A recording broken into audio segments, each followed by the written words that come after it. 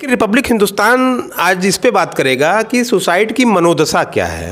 अतुल सुभाष जी के केस में कि उन्होंने हैंग किया, जिसको हम one of the most severe lethality मानते हैं।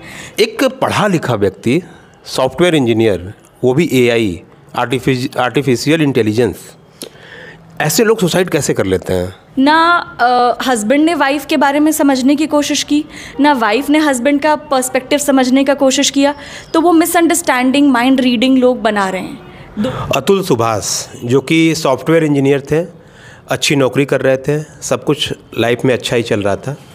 अचानक 2019 में उनकी शादी हुई, जो कि बनारस में हुई, हिंदुस्तान होटल इंटरनेशनल में। सिंघानिया परिवार में उनकी शादी हुई और उनकी वाइफ का नाम था निकिता सिंघानिया। शादी हुई, 1 साल उनके अच्छे बीते और 1 साल में उनकी पत्नी गर्भवती होती हैं और उन्हें बच्चा भी होता है। बीच में कोविड टाइम आता है। पत्नी जॉब भी करती है और वो पत्नी को जॉब पे छोड़ते भी हैं लगातार, और 50 किलोमीटर रोज़ गाड़ी भी चलाते हैं, और पत्नी को छोड़ना ले जाना खैर पति का तो कर्तव्य है। तो इस तरह वो उनकी कहानी आगे बढ़ती है। फिर बीच में क्या होता है कि पत्नी की नाराज़गी बढ़ जाती है क्योंकि पत्नी की जॉब चली जाती है।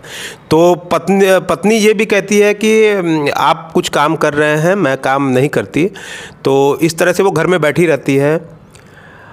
बात दिन आगे बढ़ते हैं, कहानी आगे बढ़ती है। तो फिर वो दिन में घर में बैठे रह के आदमी हो जाता है, डिस्टर्ब हो जाता है, तो परेशान रहने लगती है। तो इस तरीके से उन दोनों के बीच रिश्तों में खटास आती है। फिर वो जौनपुर आ जाती है अपने घर पे। फिर आगे की कहानी में जो हुआ वो तो सबको पता ही है कि फिर अभी सुभाष जी ने जो कि आत्महत्या कर लिया, और उस आत्महत्या पे हर मीडिया ने अलग अलग एंगल देने की कोशिश की, सबका अपना अपना राय था।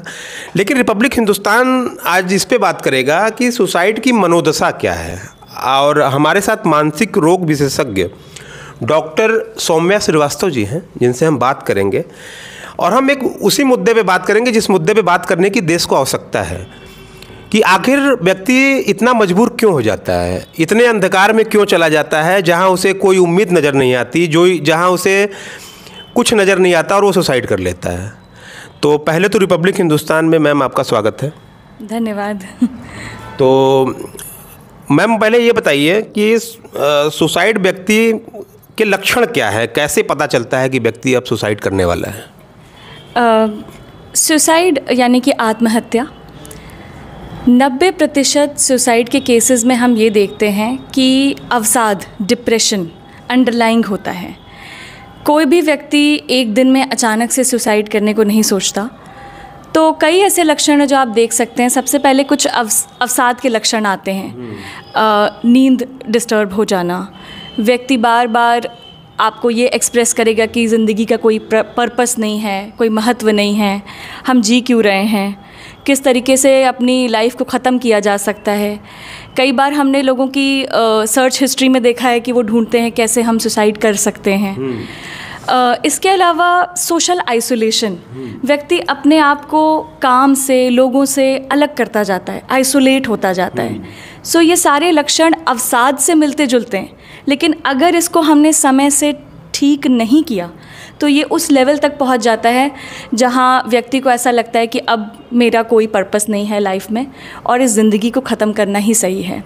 एक छोटी सी मैं आपको एक विजुअल बस बताना चाहती हूँ कि एक सुसाइड करने वाले व्यक्ति को ऐसा लगता है कि वो 4 दीवारी में है जिससे कोई निकासी नहीं है, एग्ज़िट नहीं है। तो इस तरीके से हम सुसाइड को समझते हैं सर। सुभाष के केस में हमें ये भी देखा, हम सुभाष को इसलिए भी टारगेट कर रहे हैं कि मुद्दा देश में काफ़ी छाया हुआ है। मानना है, जहाँ तक मैंने केस को स्टडी किया, आपने भी बहुत अच्छा कहा, लेकिन ऐसा लगता है कि सुसाइड करने वाला व्यक्ति ऐसा सोचता होगा कि वो सुसाइड से बचने का प्रयास ज़रूर करता होगा, वो एक उम्मीद खोजता होगा कि एक उम्मीद है यार, एक उम्मीद की किरण आया और मैं सुसाइड न करूँ। तो ऐसा भी होता होगा? जी बिल्कुल। तो हम स्टार्ट करते हैं, थोड़े लेवल्स में समझते हैं सुसाइड को। सो इनिशियली क्या होता है कि जब भी हम एज अ प्रोफेशनल सुसाइड को समझते हैं तो पहले देखते हैं व्यक्ति की इंटेंशन क्या है और उस जो वो करने जा रहा है उसका लीथैलिटी क्या है। जैसे कि आपने देखा अतुल सुभाष जी के केस में कि उन्होंने हैंग किया, जिसको हम one of the most severe lethality मानते हैं, जिसमें व्यक्ति को पता है कि हमारे बचने का कोई कोई वो नहीं है। So my point is very simple कि स्टार्टिंग में जब डिप्रेशन ऑनसेट होता है तो उस वक्त ज़रूर व्यक्ति को लगता है कि कोई ऐसा व्यक्ति मिल जाए जिससे मैं अपनी बात शेयर करूं, कोई ऐसा मिल जाए जिससे मैं कोई सलाह ले लूं। कई बार क्या होता है कि फैमिली और फ्रेंड्स उस सीवियरिटी को समझ नहीं पाते, उनको लगता है तो रोज़मर्रा की प्रॉब्लम है, इसको आप ऐसे ही झेल सकते हैं। लेकिन जब वो प्रॉब्लम सॉल्व नहीं होती तो वहीं पे व्यक्ति को लगने लगता है कि हाँ अब कोई एग्ज़िट नहीं है इससे। सो स्टार्टिंग में इनिशियल स्टेज में वो टाइम आता है जब आपका रिस्क मैनेजमेंट कम होता है, रिस्क असेसमेंट कम होता है, और वहाँ व्यक्ति उस जगह से बाहर निकलने की बहुत कोशिश करता है। लेकिन चूँकि वो प्रोफेशनल नीड नहीं मिली, वो प्रोफेशनल हेल्प नहीं मिली, तो अंत में फिर आप सीवियर लेवल पे सुसाइड देखते हैं। जी, सुभाष के केस में हमें ये भी देखा, हम सुभाष को इसलिए भी टारगेट कर रहे हैं कि मुद्दा देश में काफ़ी छाया हुआ है। उसके केस में मैंने उनको 1 घंटा 21 मिनट सुना और समझा भी। उसमें मुझे मैम ये लगा कि जैसे कुछ बार बार उनके बातों से ये भी लग रहा था कि सिस्टम से भी काफ़ी नाराज़ थे और फ्रस्ट्रेट बहुत ज़्यादा थे। तो घर में मम्मी पापा को लेकर के भी काफ़ी चिंतित थे, और इकोनॉमिकल होता है, आदमी पैसा कमाता है तो वो थोड़ा मनी माइंडेड भी लगे, जैसे कि बार बार वो पैसे की बात बहुत ज़्यादा कर रहे थे। तो एक पढ़ा लिखा व्यक्ति, सॉफ्टवेयर इंजीनियर, वो भी AI आर्टिफिशियल इंटेलिजेंस, ऐसे लोग सुसाइड कैसे कर लेते हैं? देखिए, सुसाइड में एक होता है आपका इंटेलेक्चुअल नॉलेज और एक होता है इमोशनल नॉलेज, ठीक है। ये हम नहीं कह सकते कि वो पढ़ा लिखा व्यक्ति है वो सुसाइड नहीं कर सकता, वो अनपढ़ है वो सुसाइड कर सकता है। सबसे अगर आप सिर्फ ये केस टारगेट करें, मैं एक राइट प्रोफेशनल नहीं हूँ इसके बारे में बोलने के लिए, लेकिन एज अ क्लिनिशियन मैं ये बात समझ रही हूँ कि टाइम एंड अगेन फाइनेंसेस उनको प्रॉब्लम क्रिएट कर रहे थे, और प्रेशर फ्रॉम वाइफ और जो उन्होंने अपने वीडियो में बताया है वो क्रिएट कर रहा था। तो एक बहुत स्पेसिफिक टर्म में बताऊंगी आपको, जिसे हम कहते हैं कॉग्निटिव डिस्टॉर्शंस, यानी कि एक तरीके की नकारात्मक सोच जब व्यक्ति में वो डेवलप होने लगती है। जैसे कि इस केस में भी था, तभी वो बार बार पैसे के बारे में बात कर रहे थे क्योंकि वही उनके डिस्ट्रेस का कारण था। डिस्ट्रेस का कारण किसी भी व्यक्ति में कुछ भी हो सकता है। जैसे कि बहुत सरल भाषा में बताऊंगी, एक छोटे बच्चे के लिए उसका खिलौना खो जाना सबसे बड़ा प्रॉब्लम है उसके लिए। वैसे ही इंडिविजुअल डिफरेंस को व्यक्तिगत रूप से समस्याएं अलग अलग हो सकती हैं, तो उनके लिए शायद वो एक बड़ी चीज़ थी। प्लस एक और चीज़ आपने नोटिस की होगी कि जो हमारा लॉज हैं वो वुमेन ओरिएंटेड थोड़े ज़्यादा हैं। तो मैं एक चीज़ अपने से यहाँ ऐड करना चाहूँगी कि मेंटल हेल्थ कंडीशन हमारे देश में मेल्स की ज़्यादा ख़राब हैं as compare to women. Why? ये मैं नहीं, ये जो भी प्रोफेशनल मुझे देख रहे हैं शायद वो भी एक्सेप्ट करेंगे, क्योंकि औरतों को एक्सप्रेस करने में इतनी समस्या नहीं होती है जितनी मर्दों को समस्या होती है अपने आप को एक्सप्रेस करने में। तो शायद वो लैक ऑफ एक्सप्रेशन और अपनी समस्या ना बता पाना वो एक तरीके से प्रॉब्लम उनके लिए भी क्रिएट कर रहा था। सो आई थिंक कि ये कहना कि एथनिसिटी और उस व्यक्ति का बैकग्राउंड, वो कितना पढ़ा लिखा है, ये फैक्टर्स डिप्रेशन में इतना रोल नहीं प्ले करते क्योंकि यहाँ इंडिविजुअल डिफरेंस है। प्लस एक और बात मैं ऐड करना चाहूँगी, शायद बहुत सारे लोगों को ये बात नहीं पता है, but suicide is very much genetic also in nature. और सुसाइड के पीछे एक बहुत बड़ा हमारा बायोलॉजिकल प्रॉब्लम भी आ रहा है। रोज़ रोज़ व्यक्ति डिप्रेस्ड है, उसके बुद्धि में सेरोटोनिन रसायन कम हो रहा है, और वो रोज़ रोज़ कम हो रहा है, ना वो दवा ले रहा है ना वो ट्रीटमेंट ले रहा है। तो इसी वजह से उसके ब्रेन की वो समझने और सोचने की क्षमता कम होती जा रही है। Very good statement told by one of my mentor, जब when emotions arise intelligence paralyse, ठीक है।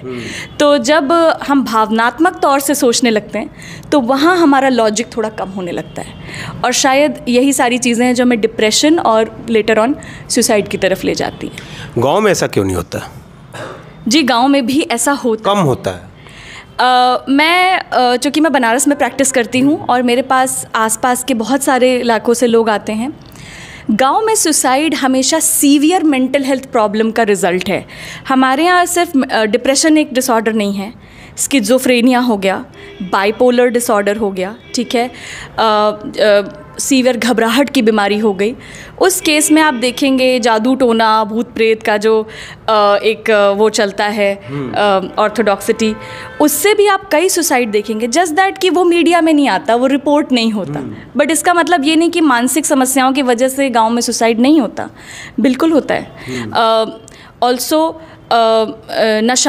नशा करने वाले व्यक्ति भी सुसाइड करते हैं, और नशा के जो पदार्थ है वो ना मिलने पे भी हमने सुसाइड करते हुए देखा है लोगों को विड्रॉवल जोन में।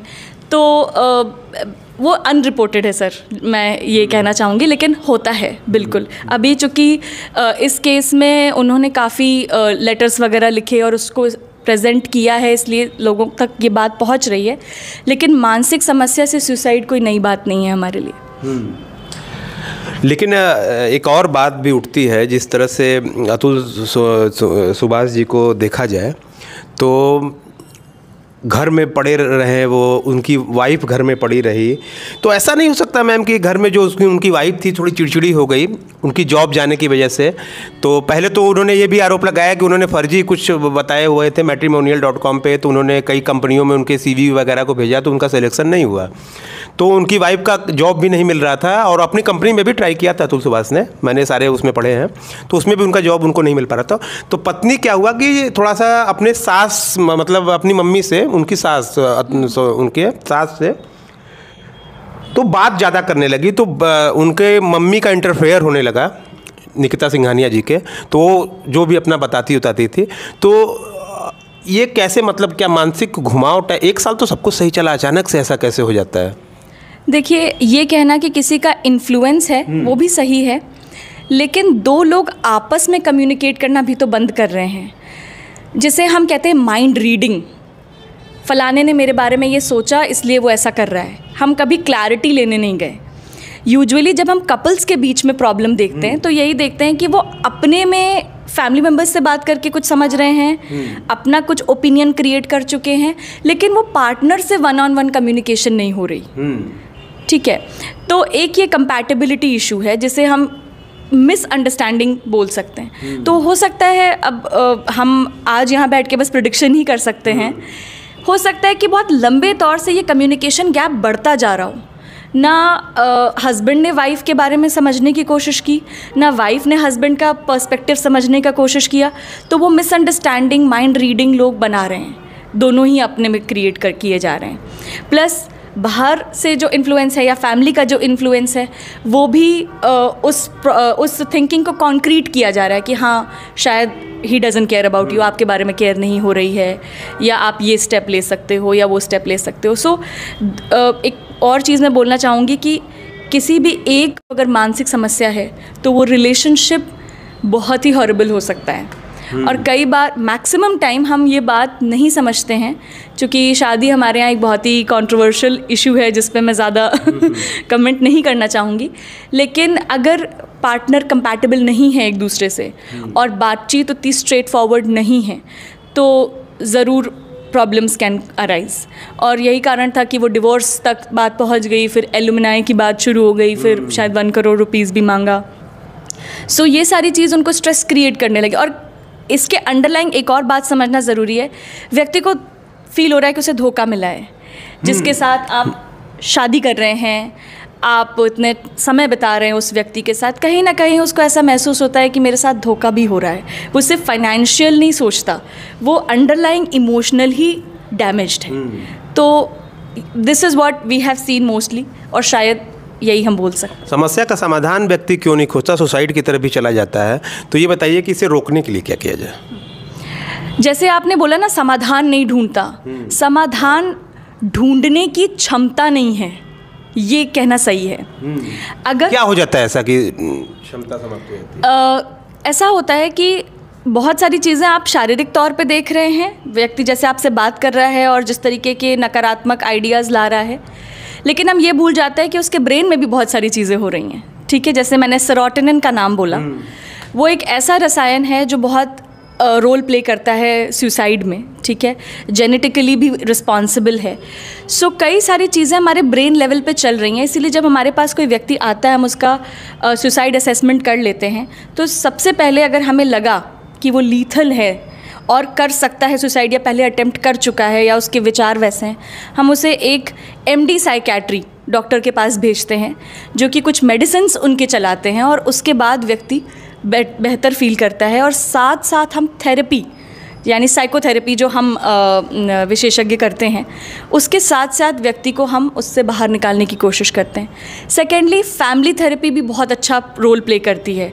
अगर सभी लोग सपोर्टिव इन्वायरमेंट बनाएं और व्यक्ति को एक एग्ज़िट दिखाएं, उस 4 दीवारी के बाहर एक एग्ज़िट हमें बनाना होता है सपोर्ट से, सो वो हम क्रिएट कर दें उसके लिए, तो शायद उसे बाहर निकलने का रास्ता मिले।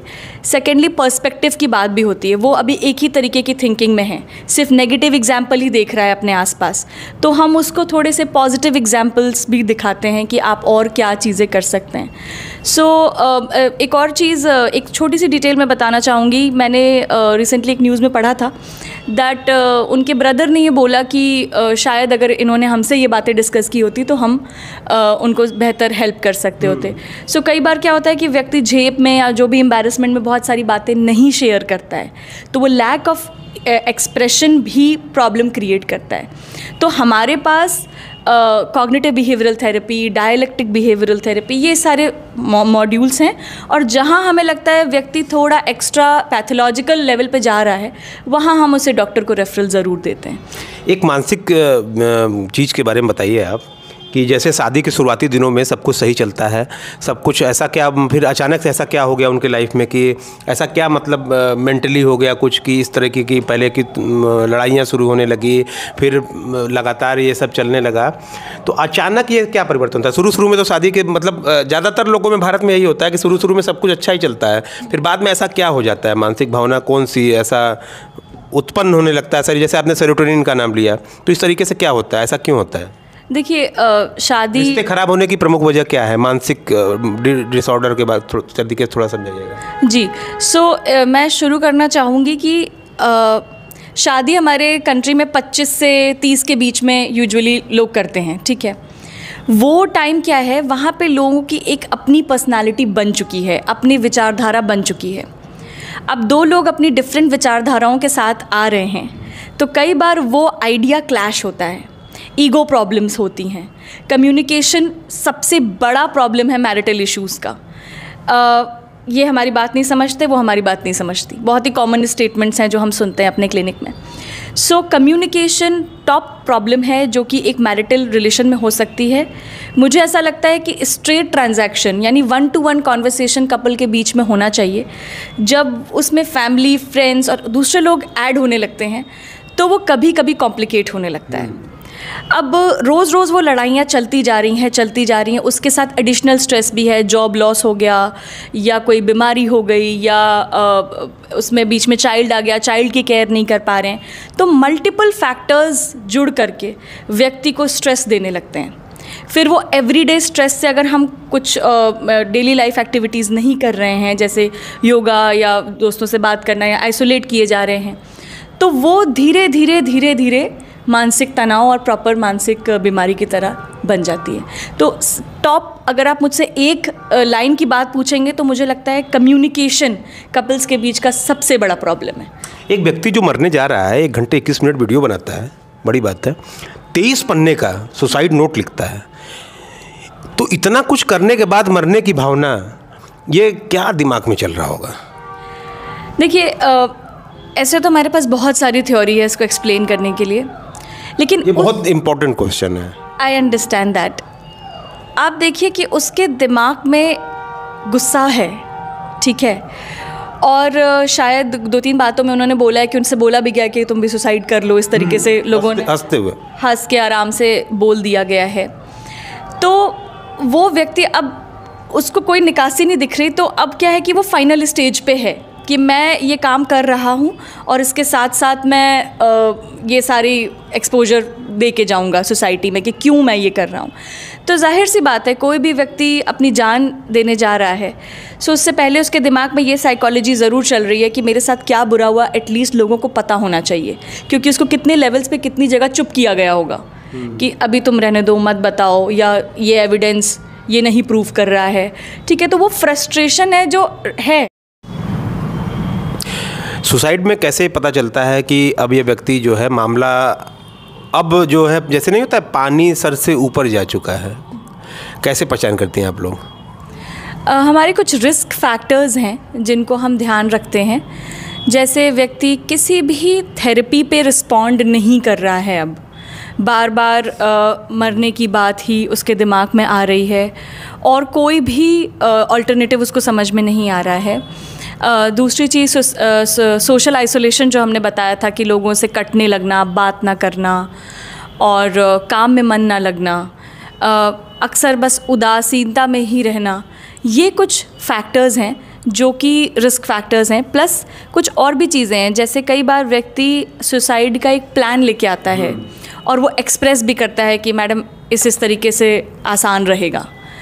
तो ये कुछ बहुत क्लोज फैक्टर्स हैं जिन पे हमें तुरंत एक्शन लेने की ज़रूरत होती है। सौम्या जी, एक बात बताइए, डाइवोर्स के केस में भी सुसाइड बहुत मामले सामने आते हैं कि डाइवोर्स हो गया तो सुसाइड हो गया, इस तरह के भी होते हैं, इसे किस तरह देखते हैं आप? ये एक तरीके का ग्रीफ है, इसको हम ग्रीफ बोलेंगे। क्यों? क्योंकि व्यक्ति को हम हमेशा चीज़ों को लीगली देख रहे हैं ना, हम उसका भावनात्मक इमोशनल साइड नहीं देख रहे हैं कि उसने इतना समय बिताया उस व्यक्ति के साथ और शायद कई बार चाइल्ड भी रहता है, बच्चे भी रहते हैं, उनसे दूर हो गए, वो तो सबसे बड़ी मानसिक समस्या हो जाती है। तो इन्हीं सारी चीज़ों पे हमारा ध्यान जाता है बार बार कि वो व्यक्ति इमोशनल साइड से कितना ज़्यादा अपने आप को ड्राउन्ड फील कर रहा है, डूबता हुआ फील कर रहा है, और धीरे धीरे वो अकेलापन और मूव ऑन ना करना कि ऑब्वियस सी बात है कि इमोशनली वो इतना सिक्योर नहीं है कि दूसरे व्यक्ति से मिल सके या अपनी मैरिटल लाइफ आगे बढ़ा सके। धीरे धीरे वो चीज़ें भी डिप्रेशन में कन्वर्ट होती हैं और व्यक्ति फिर उसके पास सुसाइड के अलावा और कोई चारा नहीं बचता अगर वो ट्रीटमेंट नहीं। माता पिता बच्चों का हित सोचते हैं, जहाँ तक मुझे लगता है।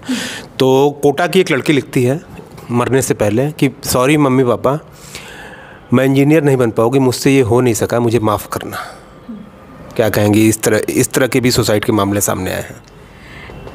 हमारी साइंसेस में पेरेंटिंग का एक बहुत बड़ा रोल है कि बच्चा अपने पेरेंट्स से, उनकी उम्मीदों से इतना ज़्यादा ओवरवेल्म्ड है, इतना भारी वो एक्सपेक्टेशन हो गई हैं कि उसे अपनी जान देना ज़्यादा बेटर लग रहा है। तो अब आप ये समझिए कि पेरेंट्स ने वो स्पेस नहीं छोड़ा उस बच्चे के लिए जहाँ वो आके अपनी प्रॉब्लम एक्सप्रेस कर सके। तो उसने ये सोचा कि वहाँ बात करने से कोई हल नहीं निकलेगा, इसलिए बेहतर है मैं सुसाइड कर लूँ।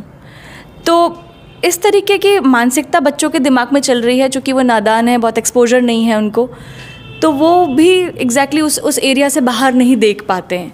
तो पेरेंटिंग का बहुत बड़ा रोल है, ये अपने में एक बहुत बड़ा टॉपिक है हमारी फील्ड में कि एक अच्छी परमिसिव अथॉरिटेटिव पेरेंटिंग जिसे हम कहते हैं, जहाँ बच्चे को थोड़ी आज़ादी हो, थोड़े रूल्स हों, उसका मिक्सचर अगर रहेगा तो बच्चा इजीली एक्सप्रेस कर पाएगा कि हमसे इंजीनियरिंग नहीं हो रही, हम कुछ और करना पसंद करेंगे।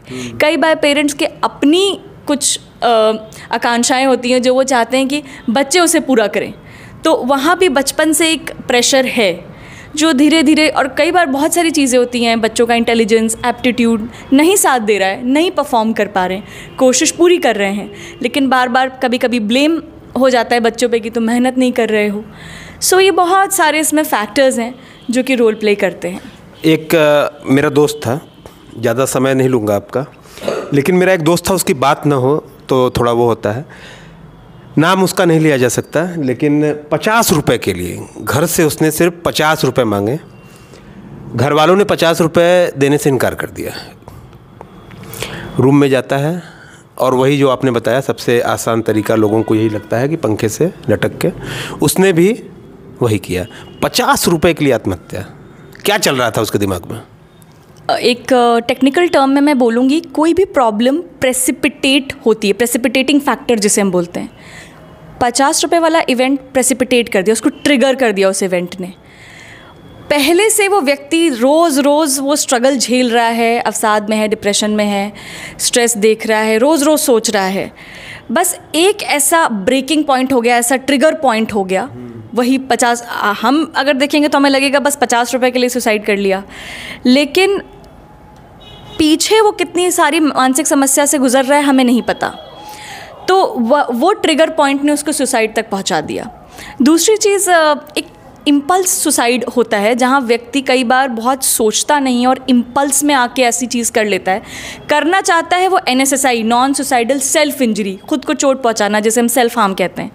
लेकिन कई बार गलती से देखा गया कि व्यक्ति की डेथ हो गई, या उसने असेसमेंट नहीं किया कि कितना लीथल हो सकता है ये करना, और डेथ हो गई। ठीक है, तो 2 कारण हो सकते हैं इसके पीछे, मुझे लगता है। या तो ये इम्पल्स सुसाइड था, या पीछे बहुत दिनों से वो जूझ रहे थे प्रॉब्लम से, और फाइनली एक चीज़ ट्रिगर हुई और सुसाइड कर लिया उन्होंने। 50 रुपये कमाए भी तो जा सकता था, कमाने का विचार दिमाग में क्यों नहीं आया? विचार दिमाग में ये आया सबसे पहले कि मैंने मांगा तो उन्होंने हमें दिया क्यों नहीं। वो हर्ट, वो इमोशनल प्रॉब्लम, जैसे जो आपने बोला सर, वो एक लॉजिकल थॉट है। लॉजिक ओरिएंटेड दिमाग कभी भी सुसाइड नहीं करेगा। हमेशा भावनात्मक तौर पे जब हम सोचते हैं, इमोशनल रीजनिंग जब हम करते हैं, हम टेक्निकल लैंग्वेज में, तभी हम सुसाइड की तरफ जाते हैं। तो अगर व्यक्ति उस सोच में रहता तो शायद सुसाइड नहीं करता। थैंक यू मैम, आप हमारे शो में आई, और उम्मीद है कि रिपब्लिक हिंदुस्तान के टॉक शो में आप लगातार आती रहेंगी और ऐसे गंभीर मुद्दों पर बोलती रहेंगी। जी बिल्कुल, धन्यवाद। धन्यवाद।